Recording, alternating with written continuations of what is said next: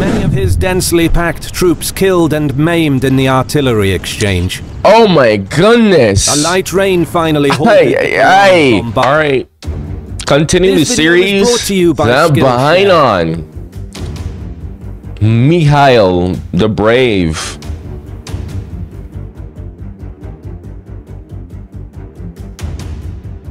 Okay, we have a silence. It's late in the year 1599. Having signed a peace treaty with the Ottoman Empire, Mihai gained control of all fortifications on the Wallachian side of the Danube and was recognized by the Sultan as voivode of Wallachia. But despite these favorable peace terms that secured Mihai's southern border, trouble was brewing in the north. The scheming rulers of Transylvania and Moldavia were plotting to overthrow the Wallachian voivode. It was then that Mihai laid out his political plan of unifying the three principalities under his rule.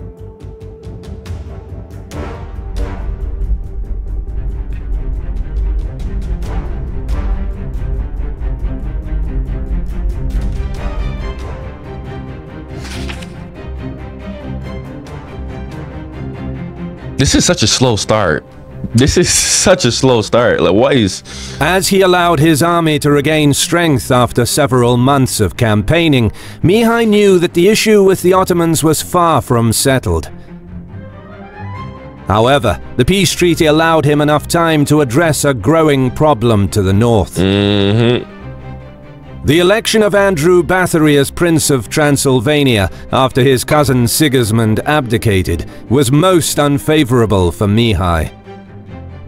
With the new prince enjoying support from Poland, Transylvania slipped into the sphere of influence of the Polish-Lithuanian Commonwealth, which in turn was friendly towards the Ottoman Empire.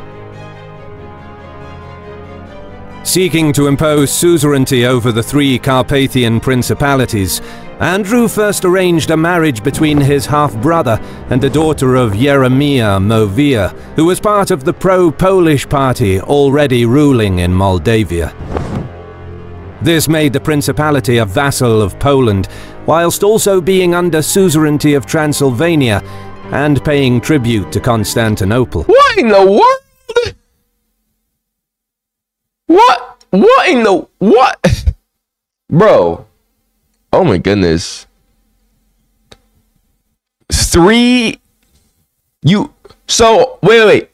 If, let's say, for instance, he starts paying his money towards the Ottomans, and the Ottomans start raiding, wouldn't that technically mean that Poland and the Ottomans would go to war? And Transylvania would also be dragged into a war? What in the world? How does that system work? Oh my gosh, man. All at the same time. This concept is known as condominium, a territory ruled by two or more sovereign powers. The fact that there's a word for that is mind-boggling to me. After securing Moldavia, Andrew then entered negotiations with the Ottoman Empire, asking for the confirmation of his hereditary rule and suzerainty over Wallachia, and began plotting to install a pretender, Jeremiah's younger brother Simeon Movia, on the Wallachian throne. The Ottomans supported this policy, deeming Mihai a dangerous opponent. If he were removed from power, it would be much easier for the Sultan to put a new pro-Ottoman voivode on the throne as a political puppet, who would again pay tribute and return all fortifications along the Danube to the Ottomans. Mihai now found himself surrounded by rulers who viewed him as a dangerous political obstacle, and it was in their political and economic interest to replace him.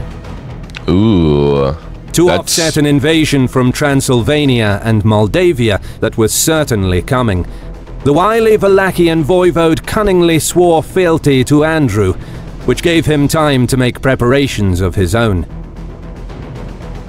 A host of 13,000 troops was ordered to gather at Târgoviște, including 4,000 experienced mercenaries and haiduks, mostly Serbians, Bulgarians and Albanians. Mihai then turned to Vienna to negotiate the much-needed political backing from Rudolf II, which gave his plan to invade Transylvania considerable legitimacy. The Holy Roman Emperor hadn't acknowledged Andrew's rule, and it was in his interest to help the Wallachian voivodes' invasion, seeing it as a chance to regain suzerainty over Transylvania for the House of Habsburg. In the east, Mihai created the Banat of Bazou and Brela, and assigned a band to keep an eye and react to any activity on the Moldavian border. I'm really looking to see how during the first week this of is gonna October, go. a messenger came from Transylvania, presenting a highly provocative and insolent ultimatum. By the power of his overlordship over Wallachia, Andrew Bathory ordered Mihai to take his entire family and leave the country. The Wallachian voivode simply said, Country. Would country be a proper term to use here? Wouldn't it just simply be kingdom? Right? Country. Because I feel like country is more of a more modern concept. I don't know. I mean, this is 1599, so I mean, this is early modern history. I don't know. Tell me what you think. Would it be better to use country or kingdom, or just realm? They usually use realm or kingdom, not really country. Sent the messenger on his way without a reply. There would be war. Before the messenger could return to Andrew, Mihai already set off with his army from Târgoviște. In order to secure his back, the Wallachian voivode bribed Ottoman officials in Constantinople and moved through the Bazou Pass over the mountains. In choosing this route, he hoped to convince the Szekelys to join him against Andrew Bathory, who had stripped them of their old privileges. Declaring that he is attacking Transylvania on behalf of Rudolf II, and with the promise to have their freedoms restored, several thousand Szekely troops and a contingent of artillery came to Mihai's banner. Further military aid came from the Transylvanian Saxons, and reinforcements arrived from Oltenia. Transylvania Saxons? We have Saxons that were all the way in Transylvania? What? I've never heard of that. Mihai's how do Saxons end up in Transylvania? What? power base. His army, now numbering around 20,000 men, marched towards the fortified city of Sibiu. The city was a highly important strategic point from where the rest of Transylvania could be controlled. To protect it from falling into Wallachian hands, Andrew drew up in front of the city walls an army around 16,000 strong and waited for Mihai. What if I told you this was the... Neither of the two armies got much sleep during the early hours of October 18th. The rain turned and stirred up ground in both camps into a sticky quagmire, and the howling cold mountain wind swept down across the flat plain. But finally, some hours after daybreak, the miserable weather cleared and the ground hardened under the warm morning sun, as the two armies arrayed opposite each other just south of Sibiu, near the village of Schellenbach. Out from the Transylvanian ranks rode out a figure with the papal standard above him. It was a diplomat by the name of Malaspina. On the behest of Andrew Bathory, he tried to exert his authority as a papal representative to convince Mihai to retreat. But the Wallachian voivode refused. Incredibly, despite facing the Wallachian... Bro, yo. What's that meme? Freaking hell, what is that meme where it was like, who needs enemies when you have friends like these? That's the vibe that I get from this. An army across the field, Andrew was still confident he could negotiate Mihai's abdication and impose himself as the ruler of Wallachia. He only really took Mihai's military preparations seriously when Malaspina came back with a negative answer. At around 9 o'clock in the morning, the battle began with an intense exchange of artillery fire. Mihai's 18 guns, although of higher caliber, initially had the wrong shot and were ineffective.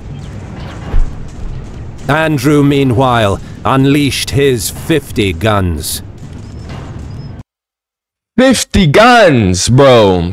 50 guns? Oh my goodness gracious me. He tried to overwhelm the Wallachians with repeated massive volleys of cannon fire. However, when he arrayed his army earlier in the day, Mihai ordered his troops to spread out, anticipating a heavy bombardment from the numerically superior Transylvanian artillery, common sense, thereby smart. minimizing losses from enemy fire. This In common contrast, sense. Andrew This man has common sense. Oh my goodness gracious me. arrayed his troops shoulder to shoulder in a typical battle formation, and once Mihai's guns switched to the correct shot, the Wallachian artillery fire tore through the Transylvanian ranks. The stark contrast in leadership capabilities started to become evident, as Mihai's 18 guns outmatched the 50 cannon Andrew had at his disposal. Wow. Wow. Transylvanian- That is mad. 18 guns and you're still outmatching 50. Wow. Prince took heavy losses, with many of his densely packed troops killed and maimed in the artillery exchange. Oh my goodness. A light rain finally halted Ay. the bombardment. Bro, like, dude. Oh my goodness. This reminds me of my Epic History TV, Napoleon in Spain.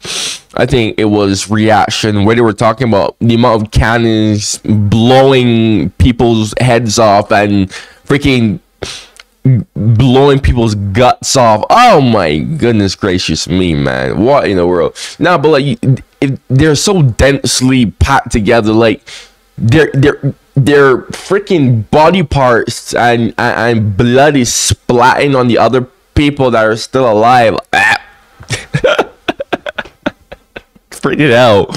No, but seriously though, that is happening. That is so freaking, oh my gosh, dude. Imagine you're like freaking behind someone and a cannonball like goes in the middle of their freaking gut and their freaking like bowel goes on you, their intestines, your freaking stool goes on you. Oh, that's disgusting. And Mihai took the initiative straight away. On the left, he ordered Starina Novak to lead the attack with his experienced Serbian mercenaries and Haiduks, along with Hungarian and Cossack mercenaries on the left wing, commanded by the Ban of Oltenia. On the right, Aga Leka led contingents of Serbians and Moldavians on a delayed charge, while the Wallachians followed in the second line. Mihai slowly advanced with the reserve, formed by his personal retinue, court troops and another contingent of Cossacks.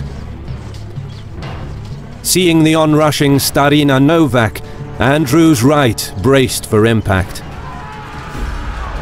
Mihai tasked the Serbian mercenaries with punching through the enemy line.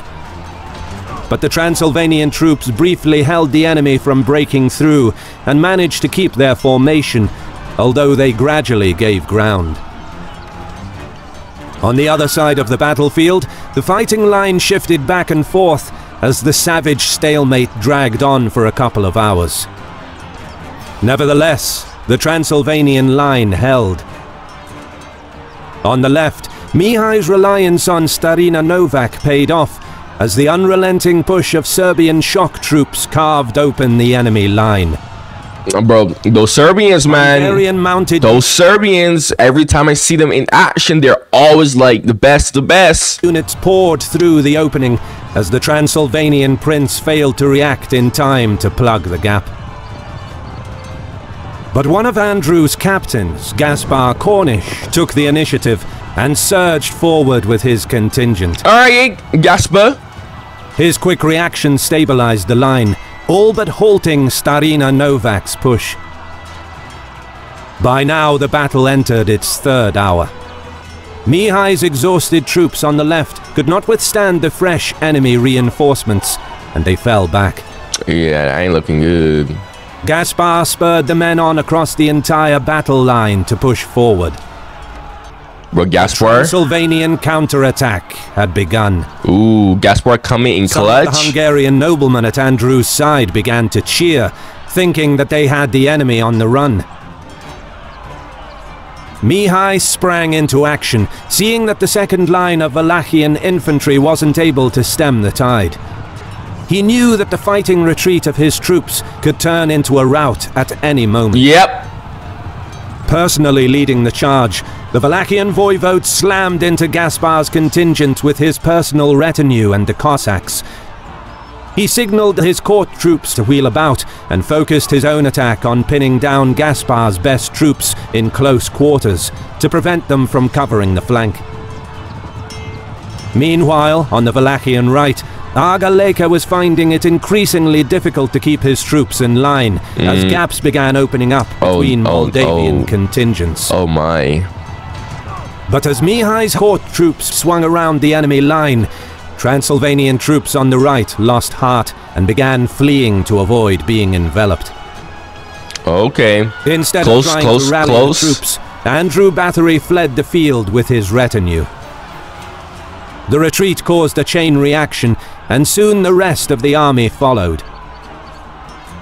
During the subsequent pursuit, Mihai's troops killed several thousand enemy troops, taking many prominent nobles prisoner, among them Gaspar Cornish.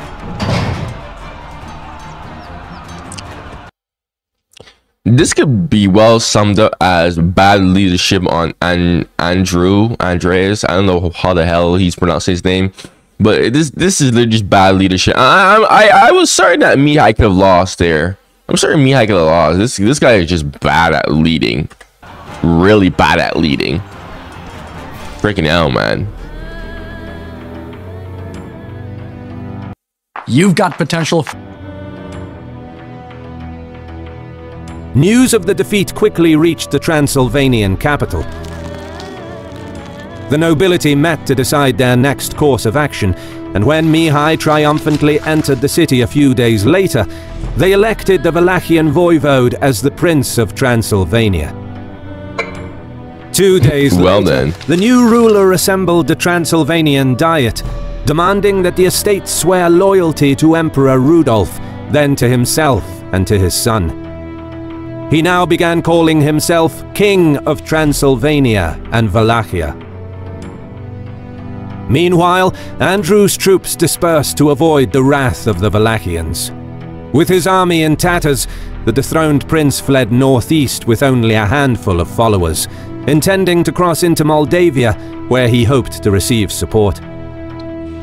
However, as he entered one of the Carpathian mountain passes, Sekeli shepherds recognized and killed him in an ambush. I knew that was gonna happen. Mihai knew that Andrew's unexpected demise was most fortunate, for had he managed to cross the mountains, the support from Moldavia and Poland would have been enough to attempt to retake the throne of Transylvania. Yeah, he got really lucky. It was clear to Mihai that, with Poland's backing, Jeremiah's scheming diplomatic and military opposition would continue to pose a serious threat to his rule. Seeing no other way than to overthrow the Moldavian voivode, Mihai began planning an invasion. He met with Polish envoys to begin negotiations, whereby he would recognize the Polish king as his sovereign in exchange for the Moldavian crown and the recognition of hereditary rights of his male heirs over the 3 principalities. Negotiations weren't fruitful, but on the 14th of April 1600, his troops nevertheless entered Moldavia.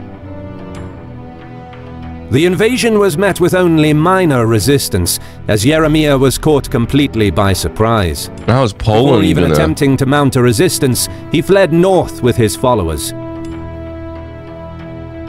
The fast conquest was facilitated by the fact that, due to the Ottoman ban on building defences, Moldavia did not have any fortresses that could slow down the invading army, with the exception of the Hotin fortress in the north.